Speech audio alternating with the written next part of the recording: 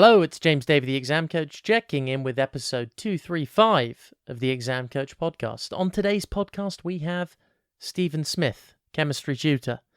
Stephen was born and bred in Preston, Lancashire. He graduated from the University of Sheffield with a degree in chemistry in 1999. He then worked in the steel industry within the northeast of England for 6 years as a quality control metallurgist, production metallurgist, and in research and development. During this time, he completed a master's degree in metals technology and management. In 2005, he started teacher training at Durham University and has taught at a range of comprehensive, grammar, and private schools in the north of England.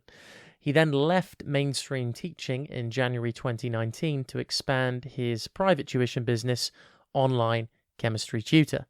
Stephen lives in Lancashire with his wife Carol and has a border terrier and a cat. And he spends his free time travelling, reading, supporting Preston North End, cracking team that, and listening to music and podcasts. Finally, a little bit of admin before we crack on into this podcast. Remember, if you like this, if you think it's good, just give it a thumbs up. Give it a comment. Give it a review on whatever podcasting platform you're listening to this on. Also, the Exam Coach website. Check it out. There are blog posts on that website. There are videos. There are audio recordings like this one designed to help people with their exams. So if you are doing exams, if you know someone who is doing exams this year, get them to go and check it out. Check out the online exam preparation boot camp if you have exams coming up soon, because that is going to really help you out. Anyway, let's crack on.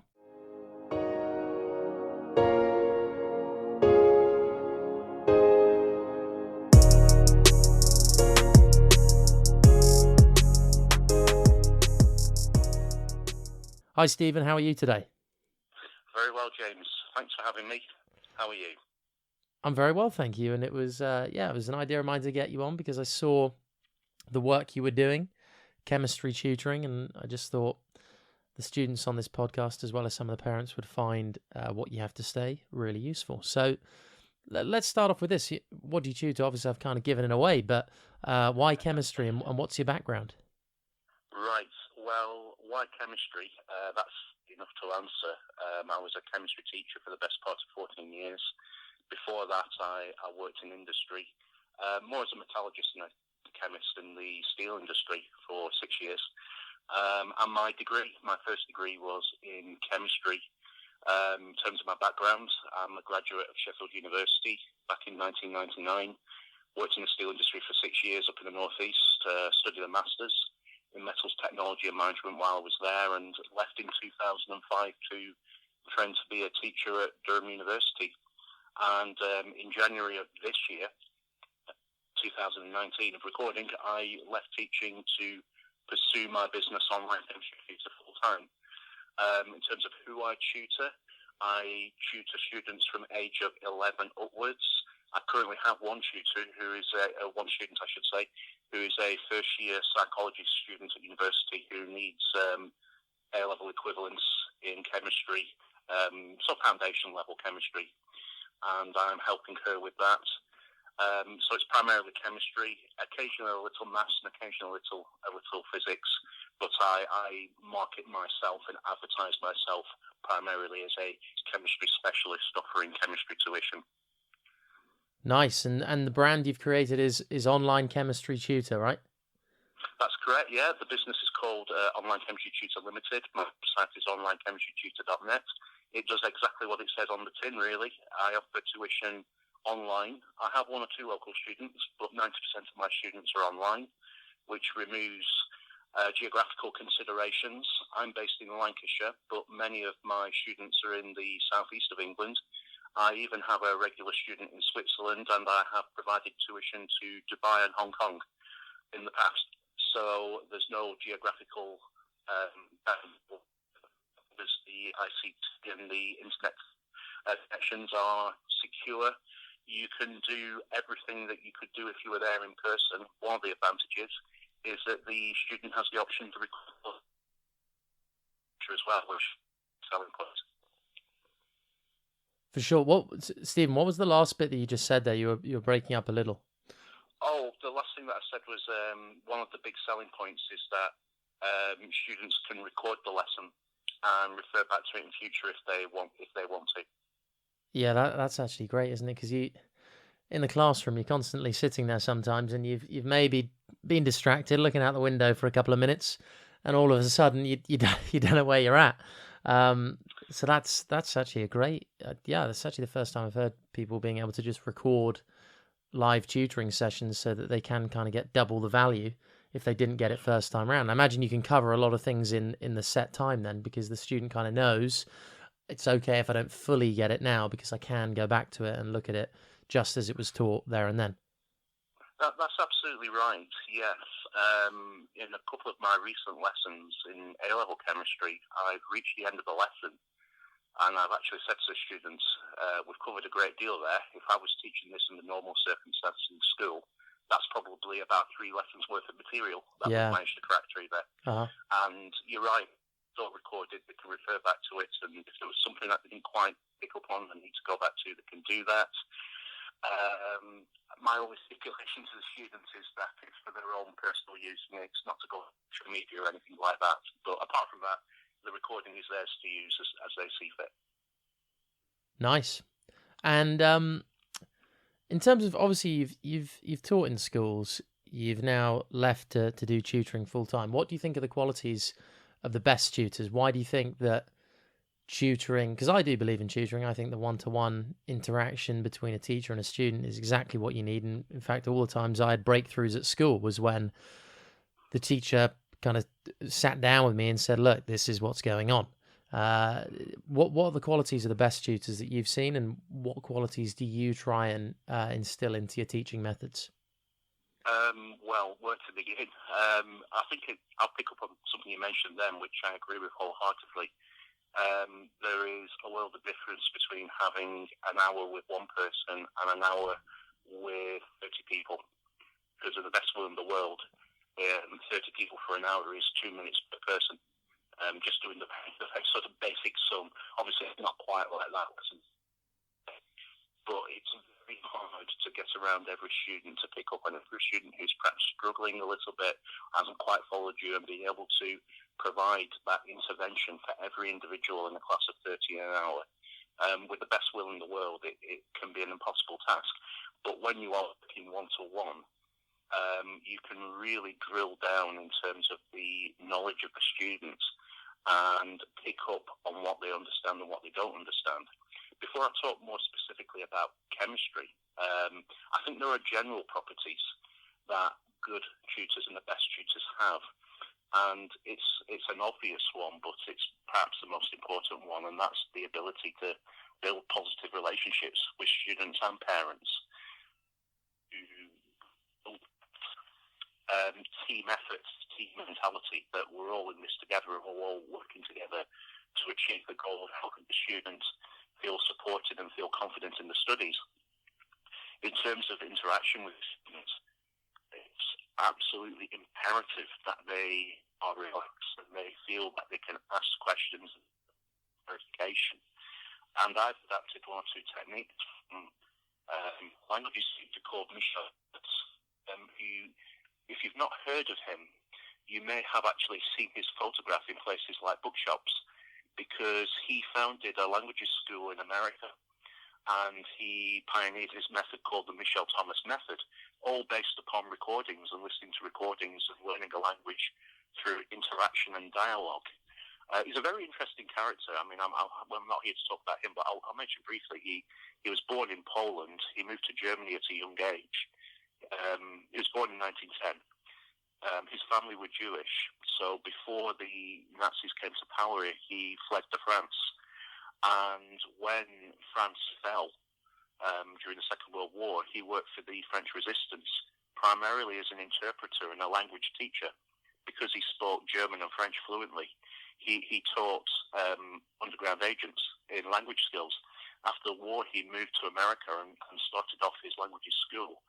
And it absolutely took off. He became a languages teacher for many movie stars who needed to learn foreign languages. So he's incredibly successful at what he did. And I'm a big believer in following examples of successful people and trying to learn from them. I've listened to his recordings to develop some of my own language skills. And one of the things that he says, which I think is really important to tuition, and I use this, he'll say to these students, don't try and force it. Don't try to force yourself to come up with the answers, because that induces stress, and stress isn't conducive to learning. He also says that the responsibility is his for your learning. He really takes the pressure away from the students, which I quite like, because I know from my own experience of working in schools that they've become a more and more pressurized environment. They're certainly more pressurized when I was there, and we had pressure. It's gone that way. I'm going to get into the reasons why, but it's just a fact of life now. So I think if you can take pressure away from the students and at the same time really push them on and help them learn, I think that can generate buy-in and a real positive reaction from the students. So one of the things that I will say to the students is, if I explain something to you and you feel that you don't understand it, it's my responsibility to try and explain that in again a different way, to try to help you to understand it. Don't feel bad about saying to me, I didn't get that. Never apologise for it. Just explain that you don't quite follow it, and it's absolutely fine. I'll try again. At the end of the day, the students know what they know, and they don't know what they don't know. There's never any judgment involved. It's simply a case of trying to get them from where they are to where they need to be. So that's a big part of my philosophy when it comes to my general approach and my desire to gain the confidence and the trust of the students, and to build a really positive working relationship and a nice working environment for them. Looking more specifically at chemistry, I think one of the things that can make it challenging for students is that it looks at processes that tend to happen at a molecular level, and there's a certain skill in bringing the subject alive and making it relevant to the student, taking it from things that can appear to be quite abstract and making them real and relevant. There's also conception to be broken about chemistry being hard. I hear it a lot. Chemistry was hard. I found it really hard at school. And the danger is that idea can take life of its own, and it can become the bogeyman of academic study. And I really think that there's a beauty and a simplicity to chemistry. There are patterns that repeat over and over again. You just need to learn to be able to identify them. The periodic table is the perfect example. Everybody knows what the periodic table is. We call it the periodic table because it contains a pattern of repeating trends. Each new row contains repeating trends. As you go from left to right, the atomic radius increases, the number of protons increases, the atomic mass increases. Other properties like what we call electron, every student will know, and maybe sort of cocking your eyes at the moment. Electronegativity increases as you go from left to right. And when you get to the end of a row and go to the next row, have an extra electron, and all those patterns repeat again. If you can understand the patterns, then you can start to make predictions about the nature of elements. And all this, he first constructed his periodic table, the one upon which modern periodic table is based. He left gaps for the elements that at that time hadn't been discovered. And he made predictions about the properties of those elements based upon the location. And then when the element in that space was discovered, it turned out that his predictions, if they weren't absolutely bang on, they were incredibly close. So there are aspects of chemistry that are challenging, but there is, again, beauty and a simplicity and a repeating nature. Once you understand these things work, really start to understand the subject in a holistic way. I personally consider this to be a strength of mine. I have developed the knack of being able to take very complex ideas and to be able to simplify them and make them accessible to students without actually dumbing down content. I use this approach in my tuition. I have a very Socratic approach, so the student will have a question that they want to answer, and I will consider the question, take a step back from it, look at the knowledge that they need in order to be able to answer the question, determine what knowledge they have already that will be able to answer the question, but perhaps the student hasn't realised, that they already have the knowledge, but they can't quite see how to implement it. And I'll start to ask questions about, you want to know this. Well, you already know how A affects B. And I'll get them to tell me how A affects B. Then I'll say, but then what if we change B to C? How would that affect it? What would the difference be?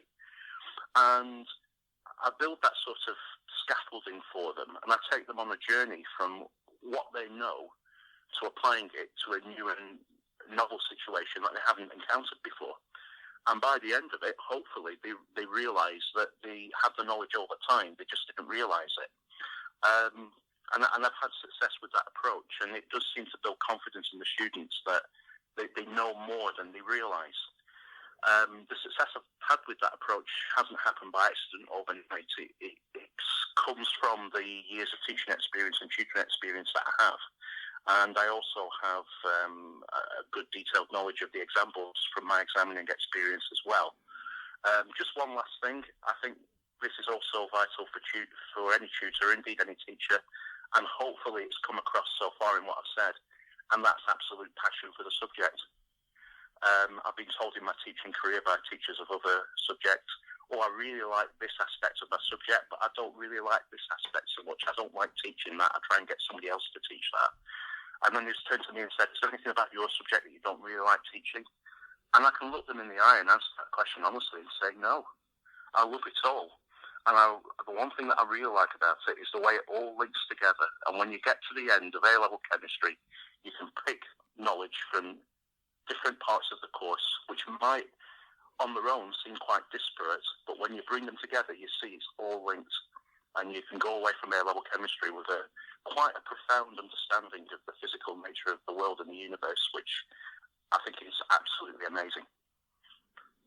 Yeah, that's I never really thought about the especially the bit about the periodic table, how it does kind of completely fit together a bit like a puzzle. I suppose when you're taught it at school, you just see a whole load of numbers, and yeah, they increase going one way and decrease going the other, and they all kind of have a similar name. But it's interesting to hear it from your perspective, how it is kind of beauty in that it fits in. Everything fits together perfectly. And I didn't know about how some gaps were left in the table, as others got found, obviously, and discovered. Well, that was Mendeleev's breakthrough. He wasn't the first person to try to arrange the elements, but he was the first person who not only left, well, I think he may not have been the first person who left gaps, actually, but he was the first person who left gaps and made predictions. And it was once those predictions started coming true that the scientific community realised he cracked it, basically. Nice. There's an absolutely wonderful monument. I've never been there, but there's a wonderful monument in St. Petersburg, which is where he studied and where he developed his periodic table. A huge statue with a great big periodic table. I think it's chiseled in marble or something, and it's definitely on my bucket list to go and visit it one day and pay my own personal homage to the man. Yeah, that sounds awesome. Great. Yeah, those were some great points, Stephen. And just to kind of drill down more into chemistry as a subject, is there any tips you could give to students if they are struggling? And I know there's, you did mention it's actually the tutor or teacher's role to take a lot of the pressure of learning off of the student and have that skill of being able to explain things in different ways so that the student might be able to understand and the penny will drop. But is there anything a student can do at their side, on their side, to become better at chemistry, or at least make learning it easier?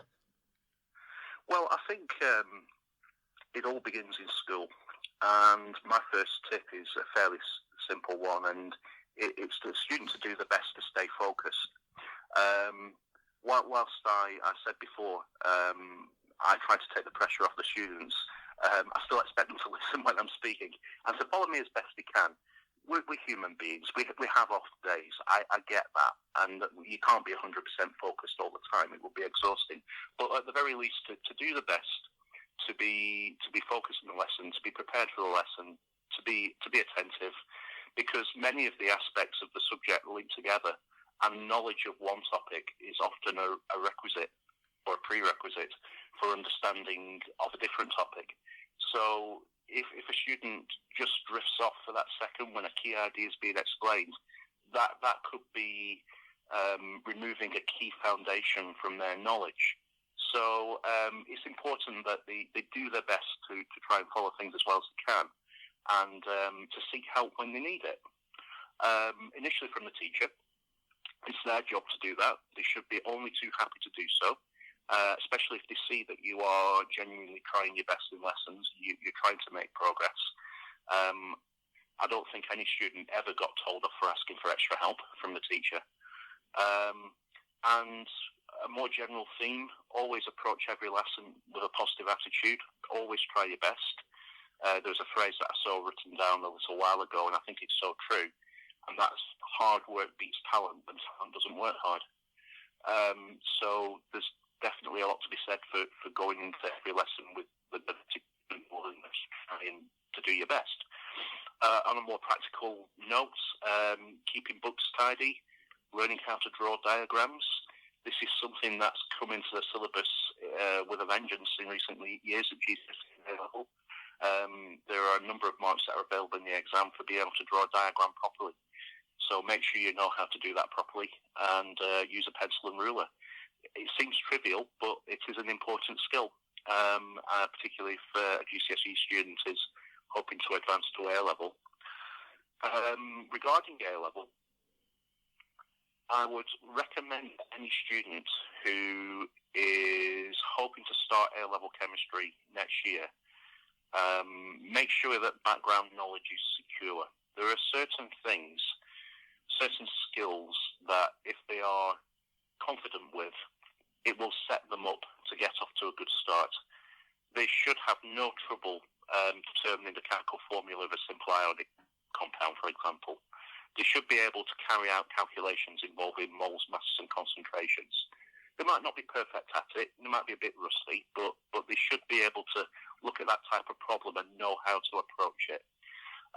They should be confident writing up the notes from a practical exercise, and know why they are doing practical work, what the reasoning is behind it, what they're hoping to achieve from it, what data they're hoping to get, and how to interpret it. So start with a good background and a good foundation, and it will just help them to hit the ground running.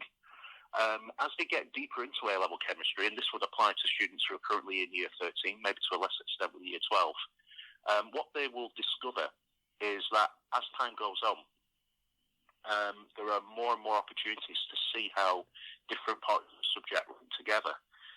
Year 13 students, many of them will have been or will be about to work on a topic called electrochemical cells. I know this because it's come up a great deal regarding the students that I'm currently working with. It's a fantastic topic, and it has parallels in chemical reactivity, structure determination, bonding, and thermodynamics. And you can bring lots of ideas from lots of different parts of the course that they already know, they've already learned about, and bring it into a different topic. Not only will it help them to understand the new topic, but it reinforces that prior learning as well. And the more and more they do that, the more they will see that the whole subject is linked together. And if you can see those links, it just increases understanding massively. Love it. Yeah, I think understanding the subject is linked is one of the most important things, because I know when I was a student, you just kind of take each lesson as it comes, and you never really step back to think, okay, what are we actually trying to do here? People have thought about how the syllabus is structured, and they're trying to develop this holistic understanding of one subject. And as a student, as you say, I think it's just so valuable if you can take the time out to just step back, look at your syllabus, and see that, each topic is interconnected, because this aspect of knowledge supports this other aspect of knowledge, and etc. It's really helpful, because then when you're in class, you don't get as lost on why are we learning this, or how does this relate to this element of the syllabus that we're doing at the moment. It's interconnecting the knowledge really helps. Number one, I think, make it useful, and number two, just help your understanding, really, because if you can understand how it's all interconnected, it's going to just fall into place a lot more easily. Yeah, I absolutely agree with that, all of that, and it can even go beyond certain subjects. It can go across subjects too. There's so much mathematical content in the sciences that the skills that they learn in maths will be invaluable to being a successful chemist or biologist or physicist. There used to be parallels between chemistry and geography. Since the syllabus changed, perhaps not quite so much now, but there are always opportunities for cross-curricular learning in areas you wouldn't even believe. I mean, I'll give you a very, very quick example. A chemist called John Ray, around about 200 years ago, I think, he had a theory that when an ant bites you, it injects you with an acid, and that's why it stings. He collected up a lot of ants, he boiled them in water, and distilled the mixture and extracted a chemical, which he tested and discovered behaved very much like an acid. So he wanted a name for his new acid. He called it formic acid. And he called it formic acid because formica is the Latin name for ant. And there are lots of examples of applications of language within chemistry, whether it's the names of the elements, the names of certain chemicals, even the names of the scientists themselves, because many of them came from different parts of the world. So in my teaching, I always try to bring in a cross-curricular aspect, if only just to make it, again, give it that extra relevance, just to give the students a slightly different experience, really. Yeah, that's a good one, that one. Nice. Yeah, language and chemistry. Plenty more, James. Yeah. To wrap up, before we finish up, we've been speeding through this, but if there are any parents listening today, what would you say to a parent whose child is struggling with chemistry or the sciences? What's the best approach there? How could they give them some encouragement? Well, it's funny you should say that, because I've got a little bit of general advice, which is based on a study that came out only today. And it was a study that looked at the fact that the prospects of students going on to further study beyond school, which by extension relates to their academic outcomes. A couple of things that I think were particularly relevant to parents were the importance of providing a place for students to be able to study. So a desk in a quiet place where they can work and they can study, access to the required learning materials, whether these are physical learning materials, or access to learning materials on the internet, but also clear expectations of going in hand with concern for the students' well-being as well. So I think parents have an absolutely massive role to play, of course. I said before, I try to teach tuition as a team effort between student, parents and myself, and we're all encouraging the students and supporting them to the best that we can. The important thing is that the students aren't made to feel like they should be studying every waking moment. Clearly, that's going to be counterproductive in the long term.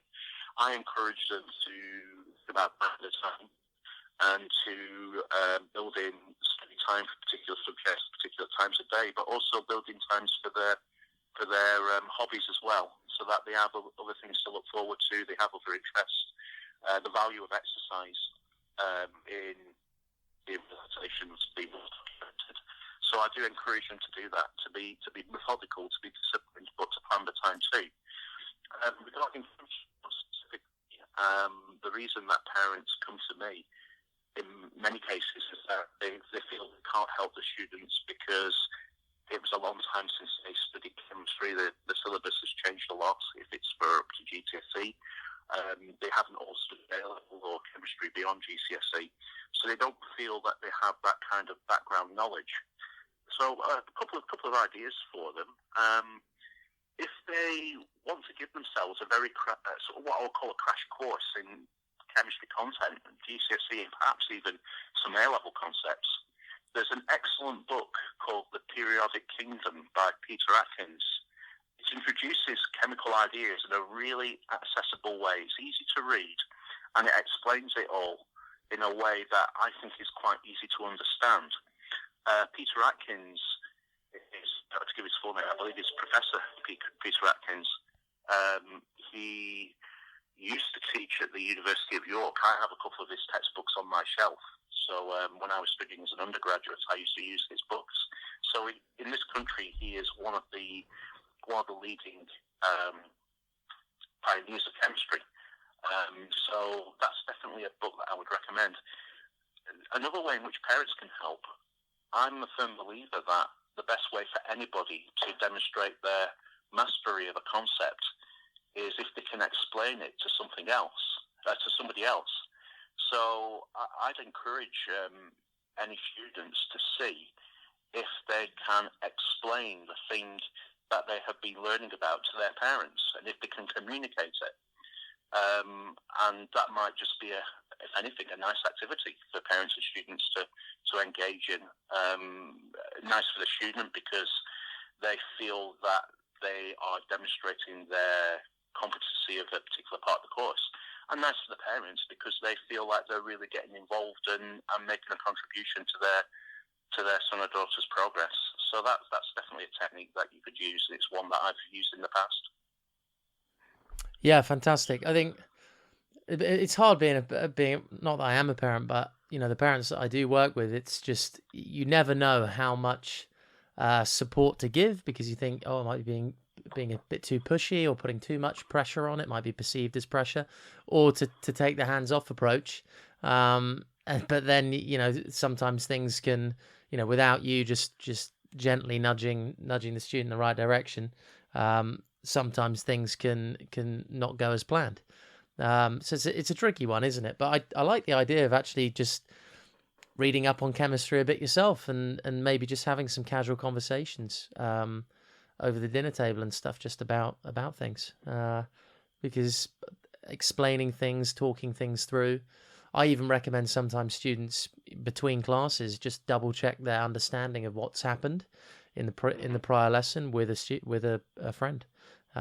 Because that's one of the best ways. And I actually found a lot of the time I hadn't understood things properly, and my classmate was actually just able to quickly kind of correct my knowledge, or at least say, look, I don't think you got it right there, and then you could go back and revisit it and make sure you did understand it. And it's that learning as you go approach as well, which is really what counts in exams, because it basically means you don't have to revise as much, or you haven't got as much understanding to do. You just need to, make sure you can remember it and recall it in the right format the examiner wants to see. So, I think that's absolutely. Go ahead. One of very quickly before we do wrap up.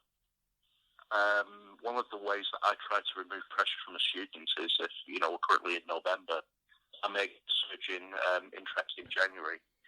I will remind them that they have 5 months, and it doesn't seem like a long time, but if they use it smartly, it is a long time. And if they're currently on a grade C and they want to get to a grade A, it's not going to be an easy task, but they have to remember that they're not trying to do it overnight, and it might require incremental improvement. And I will say to them, if you can improve your performance by 2 marks every week, that will add up very, very quickly, and it will start to add up to grades, and it will start to add up to real progress. And just helping them to realise that it's a slow process and it takes time to improve, but if it's incremental and it's sustained, then they will get there. Absolutely. That's one of my favourite things about exams, just as a whole concept of you start at the beginning of the year and end at the end, that it's a long-term process, and it teaches people that success in anything isn't just earned overnight by 1 or 2 good things. It's consistency over an extended period of time. And yeah, every day you're only going to get 1%, 2%, not even that, maybe improvements. But yeah, compounded over time, it's serious, a big difference from where you started to where you finish up. And it's just having the trust in that if you do the little things right every day, it does pay off. It really, really does. And it happens year in, year out. Great. Absolutely. Stephen, that was fantastic. Thanks for sharing so many good stories, first and foremost, and then some good tips as well. You got great knowledge and understanding of chemistry, and also the figures within it, which I think make the subject a bit, when you throw people and history into subjects, it makes it a bit more real and interesting. So yeah, thanks for sharing that. Just for the benefit of the people listening today, how would people be able to find you online and maybe ask you a few more questions or look at your tutoring services? How would they be able to do that? There's my website, which is onlinechemistrytutor.net. I'm more than happy to receive emails from my students who would like to know more about what I do. My info at onlinechemistrytutor.net. I am present on Facebook and Instagram, so I can be contacted through those platforms. I will gladly offer a free lesson to any sixth form student who can do a tutorial on how to use Instagram. Still not do it yet. They are the main methods, and like I say, there's loads of information on my website. I also have a blog on my website, and I produce a monthly newsletter which students can, if they email me and ask to subscribe to that, then I will happily do that for them. Just a few sort of tips, be a little sort of story from my teaching past or an experience that I had that I think is relevant to students and will maybe give them something to think about how they approach their studies and they approach their time in school. So yeah, they're the various methods. To anybody out there, don't hesitate. I would love to hear from you if you need help with your chemistry. Great. No, I think you'll get lots of applications for the helping you out on Instagram. So be prepared to get inundated with those. That'll be first come, first served. Yeah, it'll have to be that. Great. Really appreciate it, Stephen. I wish all the best for Online Chemistry Tutor. I think you've clearly got great expertise in the subject. And yeah, thanks again for sharing so much today. And thanks for having me, James. Have a great rest of the day. Thank you. Really appreciate it. All the best. Thank you. Bye-bye.